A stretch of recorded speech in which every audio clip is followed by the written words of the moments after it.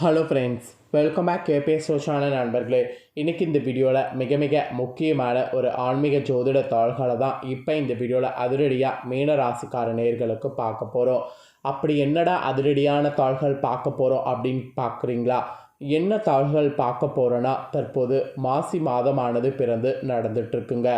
இந்த மாசி மாதத்தில் கிரகநிலைகள் கிரக மாற்றங்கள் இருக்கிறதோட அடிப்படையில் ஒவ்வொரு ராசிக்கும் தலையெழுத்தும் மாறும்.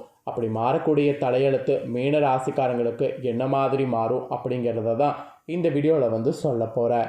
மீன ராசிக்காரங்க உங்களோட ராசி நட்சத்திரத்துக்கு என்ன மாதிரியான மாற்றம் ஏற்படும் அப்படிங்கிறத தெளிவாக இந்த வீடியோவில் தெரிஞ்சுக்குங்க. ஸோ தெரிஞ்சு அதற்கேற்ப நடந்து பலன் பெறுங்க. அதாவது உங்கள் ராசிக்கு என்ன மாற்றம் வரும், அந்த மாற்றத்தை எப்படி சமாளிக்கணும் அப்படிங்கிறத இந்த வீடியோவில் தெரிஞ்சு அதற்கேற்ப நடந்து பயன்பெறுங்க.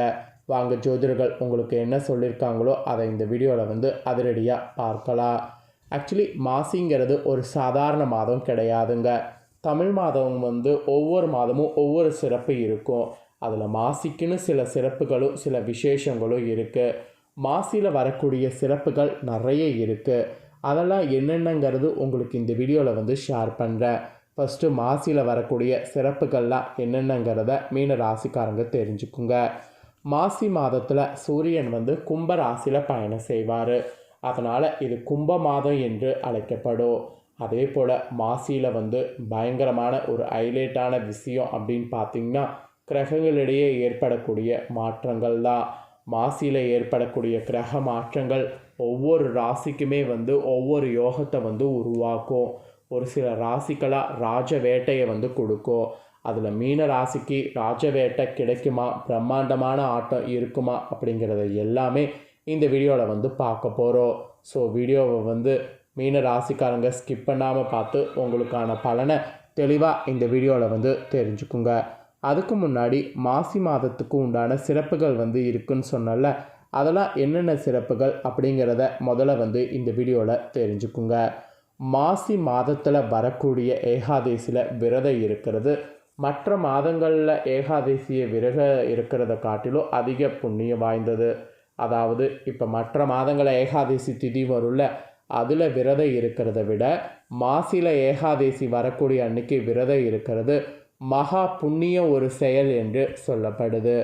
அப்புறம் எல்லா தெய்வங்களுக்கும் சிறப்பு மிக்க மாதமாக போற்றப்படுவது மாசி மாதம். ஆக்சுவலி திருமால் மகாவிஷ்ணுவாக அவதாரம் எடுத்தது மாசி மக நட்சத்திர திருநாளில் தான். அப்புறம் மாசி மாதத்தில் வரக்கூடிய சங்கடகர சதுர்த்தி மிக விசேஷம். ஆழ்வார்களில் ஒருவரான குலசேகர ஆழ்வார் மாசியில் புனர்பூச நட்சத்திர நாளில் தான் அவதரித்தார். ஸோ இந்த மாதிரி பல புராண நிகழ்வுகள் மாசி மாதத்தில் நடந்ததுனாலேயே மாசி மாதம் ஒரு தெய்வீகமான மாதம் என்று போற்றப்படுது. ஆக்சுவலி இந்த மாதத்தில் இன்னொரு சிறப்பு என்னன்னா, தாலி கயித்தை புதிதாக மாற்றி கொள்ளக்கூடிய சம்பிரதாயம்தான். ஏன்னா மாசி மாதம் மன வலிமை தரக்கூடிய மாதம், மகத்துவம் நிறைந்த மாதம்.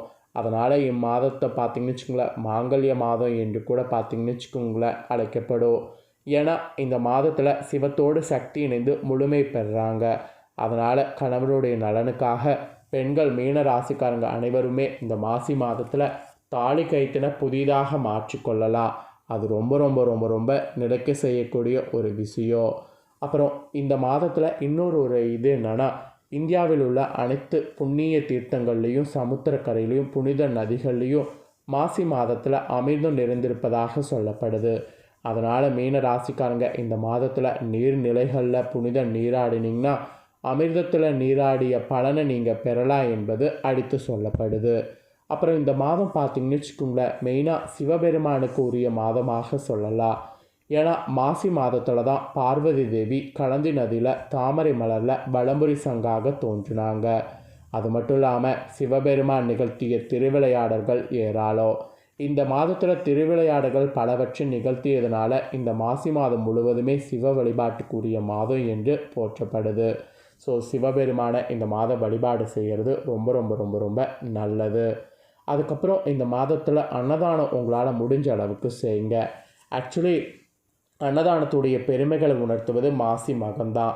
எனவே மாசியில் நம்மளால் முடிந்த அளவுக்கு அன்னதானம் செய்வது ரொம்ப விசேஷம். அது நம்ம செய்கிறது எந்த அளவுக்கு விசேஷம்னா மும்மடங்கு பலன்களை நமக்கு தரும். அதனால தான் விசேஷம்னு சொன்னேன். அப்புறம் இந்த மாதம் பார்த்திங்கன்னு வச்சுக்கோங்களேன், அப்பனுக்கே பாட சொன்ன சுப்பையா என்ற ஒரு பழமொழி வரும். மாசி மாத பூச நட்சத்திர தினத்தில் முருகப்பெருமான் சுவாமி மலையில் தன் தந்தை சிவபெருமானுக்கு உபதேசம் செய்தார். அதனாலேயே இந்த மாதம் இந்த பழமொழியும் வந்தது, ரொம்ப சிறப்பான ஒரு விஷயமாகவும் வந்தது. அப்புறம் மாசியில் இன்னொன்று ஹைலைட்டு ஏகாதசி விரதம் தான். ஆக்சுவலி மாசி மாதத்தில் வரக்கூடிய ஏகாதசியில் விரதம் இருக்கிறது மகா புண்ணியம். உயர் படிப்பு படிக்க விரும்புவங்க, ஆராய்ச்சி செய்ய விரும்புவங்கெல்லாம் மாசி ஏகாதசியில் விரதம் இருந்திங்கன்னா உங்கள் துறைகளில் எடுத்துக்கொண்ட கல்வியில் மிகப்பெரிய உச்சம் தொடலாம். இது ஒரு நம்பிக்கையாகவே சொல்லப்படுது. அதனால் மாசியில் வரக்கூடிய ஏகாதசி மகா ஒரு சிறந்த ஏகாதசி. அதை மிஸ் பண்ணிடாதீங்க மீன ராசிக்காரங்க. அப்புறம் மாசியில் வரக்கூடிய ஹைலைட்டான இன்னொரு விஷயம் என்னென்னா சிவராத்திரி. இந்த மாதத்தில் வரக்கூடிய சிவராத்திரியை மகா சிவராத்திரி என்று சொல்லப்படும். சூரிய பகவான் கும்பராசியில் பயணம் செய்யும்போது மாசி மாதத்தில் சிவராத்திரி கொண்டாடப்படுவது தான் விசேஷம்.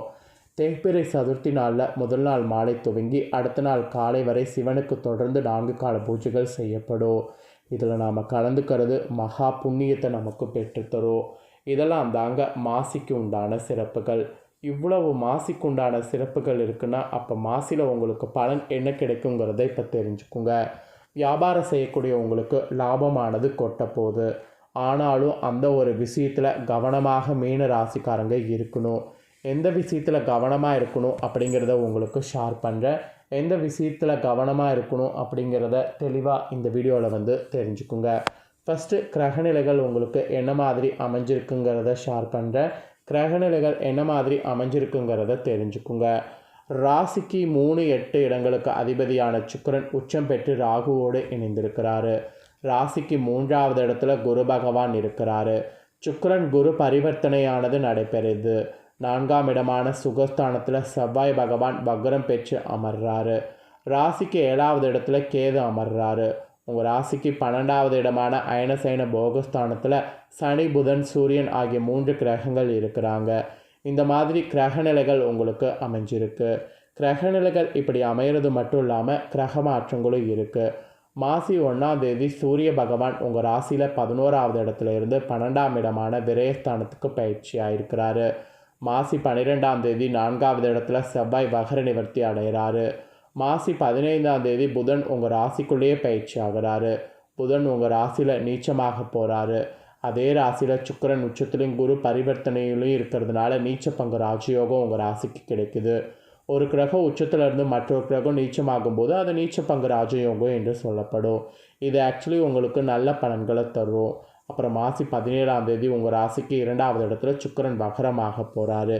இதெல்லாம் கிரக மாற்றங்கள். இந்த கிரகநிலை கிரக மாற்றங்கள் அடிப்படையில் தான் உங்களுக்கு பலன் கிடைக்கும். சூரியன் 12வது இடத்துக்கு பயிற்சி ஆவதால் நல்ல நிம்மதியான தூக்கம் கிடைக்கும். உடல் ஆரோக்கியத்தில் முன்னேற்றம் இருக்கும். வெளிநாடு வெளிமாநில வேலைகளுக்கு முயற்சி செய்பவர்களுக்கு அதில் வெற்றியானது கிடைக்கும். வருவாய் சீராக இருக்கும். எதிரிகள் பலவீனம் அடைவாங்க. சுப விரயமானது உங்களுக்கு ஏற்படும். கடன் சுமை ஆக்சுவலி உங்களுக்கு குறையும். உங்கள் குடும்பத்தினருடைய ஆரோக்கியத்தில் முன்னேற்றமானது இருக்கும். அதே சமயம் வெளிநாடுகளில் உள்ளவர்களுக்கு நல்ல லாபமானது கிடைக்கும். விவாகரத்து பெற்றவர்களுக்கு மறுமணம் ஏற்படுவதற்கு வாய்ப்பு இருக்குது. தாயாருடைய ஆதரவு அதுக்கு கிடைக்கும். மாணவர்கள் கல்வியில் சிறப்பாக செயல்படுவீங்க. இந்த காலத்தில் வீட்டுக்கு தேவையான அத்தியாவசிய பொருட்கள் வாங்குவீங்க. சிந்தனையில் தெளிவானது பிறக்கும். அதுக்கேற்ப செயல்பட வேண்டியது நல்லது. வியாபாரத்தில் விரிவாக்கம் இருக்கும். உங்கள் வாடிக்கையாளர்களுடைய எண்ணிக்கை உயரும். வெளிநாடு வெளிமாநில பயணங்கள் ஆதாயத்தை கொடுக்கும். உங்களுடைய பேச்சு திறமையானது அதிகரிக்கும். உங்களுடைய செல்வாக்கால் காரியத்தில் வெற்றிகள் கிடைக்கும். குடும்பத்தில் ஒற்றுமை அதிகரிக்கும். உங்கள் வருவாயில் ஒரு பகுதியை முதலீடு செய்கிறது நல்லது. கணவன் மனைவிக்கிடையே கருத்து வேறுபாடு அதிகரிக்கும். உத்தியோகம் மற்றும் தொழிலில் அலைச்சல் அதிகரிக்கும். தாய் மற்றும் தந்தை உடல்நலத்தில் கவனமாக இருக்கணும். நில வீடு வண்டி வாகனம் உள்ளிட்ட சொத்து சம்மந்தப்பட்ட விஷயங்களில் சாதகமான முடிவு கிடைக்காது. அப்புறம் வயிறு வலி தோல் ஒவ்வாமல் கழுத்து சம்மந்தப்பட்ட பிரச்சனை அவ்வப்போது செல்லும். அதெல்லாம் வராமல் இருக்க என்ன பண்ணுமோ பண்ணுங்க. அப்புறம் வாழ்க்கை துணையோடு பேசும்போது கவனமாக இருங்க.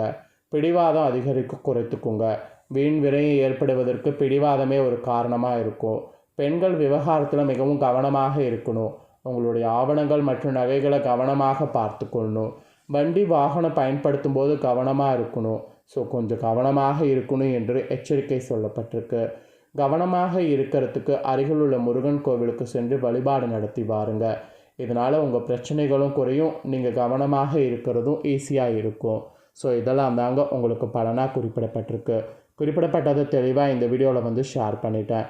ஷேர் பண்ணதை தெளிவாக இந்த வீடியோவில் உங்கள் ராசிக்கு என்னங்கிறத தெரிஞ்சிருப்பீங்க. தெரிஞ்சதுக்கேற்ப நடந்து பலன் பெறுங்க. நீங்கள் இதை பார்த்து தெரிஞ்சு பலனடைகிறது போல் உங்கள் ஃப்ரெண்ட்ஸ் ஃபேமிலியில் இருக்கக்கூடிய மீன ராசிக்காரங்களும் இதை தெரிஞ்சு பலனடையணும்னு நினச்சிங்கன்னா வீடியோ லைக் பண்ணி ஷேர் பண்ணுங்கள். வீடியோவை உங்கள் ஃப்ரெண்ட்ஸ் ஃபேமிலியில் இருக்கவங்களும் மீன ராசிக்காரங்களாக இருந்தாங்கன்னா இதை பார்த்து பயனடையட்டும். நெக்ஸ்ட்டு நம்ம சேனலில் புதிய வீடியோலாம் போடப்படும். அதெல்லாமே தெரிந்து கொள்ள நம்ம சேனலை சப்ஸ்கிரைப் பண்ணாமல் இருந்தீங்கன்னா சப்ஸ்கிரைப் பண்ணி பெல் பண்ண ப்ரெஸ் பண்ணுங்கள். தேங்க்யூ.